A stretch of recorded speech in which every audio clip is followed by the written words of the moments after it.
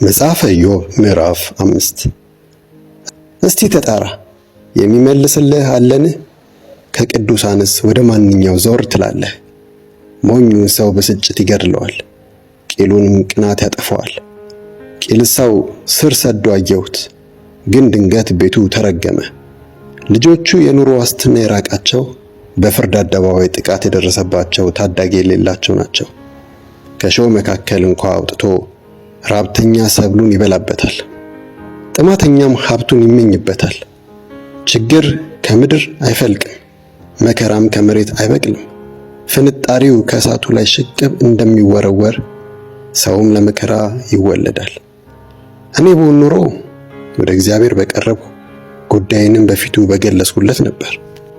እርሱ የማይመረመሩ ድንቅ ነገሮች፣ የማይቆጠሩም ታምራት ያደርጋል። ምድሪቱን በዝናብ ያረሰርሳል፣ ሜዳውንም ውሃ ያጠጣል።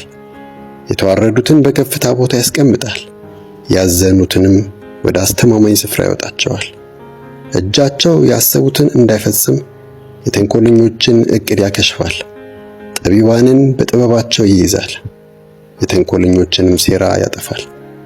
ቀኑ ጨለማ ይሆንባቸዋል፣ በቀትርም ጊዜ በሌሊት እንዳለ ሰው በዳበሳ ይሄዳሉ።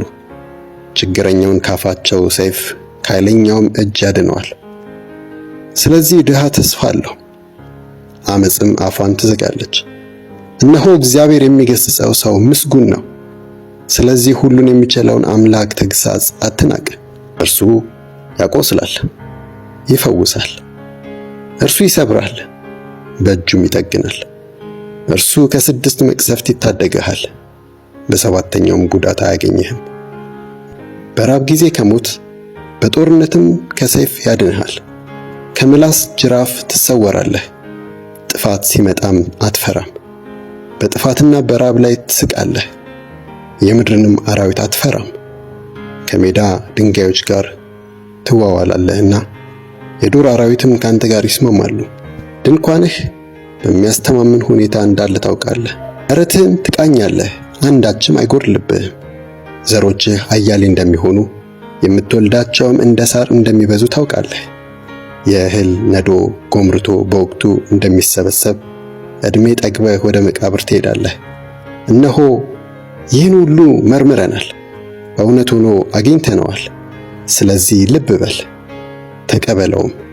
መጽሐፈ ኢዮብ ምዕራፍ 5 እስቲ ተጣራ የሚመልስልህ አለን? ከቅዱሳንስ ወደ ማንኛው ዘወር ትላለህ? ሞኙን ሰው ብስጭት ይገድለዋል፣ ቂሉንም ቅናት ያጠፋዋል። ቂል ሰው ስር ሰዶ አየሁት፣ ግን